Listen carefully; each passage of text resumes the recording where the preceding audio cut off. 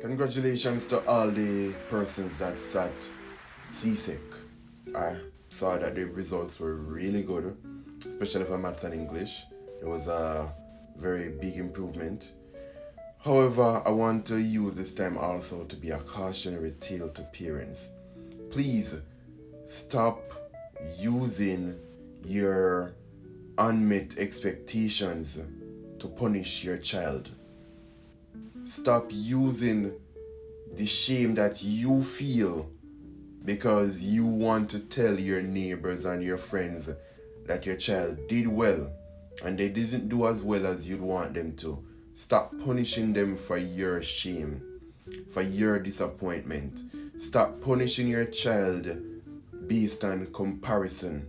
Because Jane Brown's son or daughter did better than your child, you're gonna beat them. Please stop.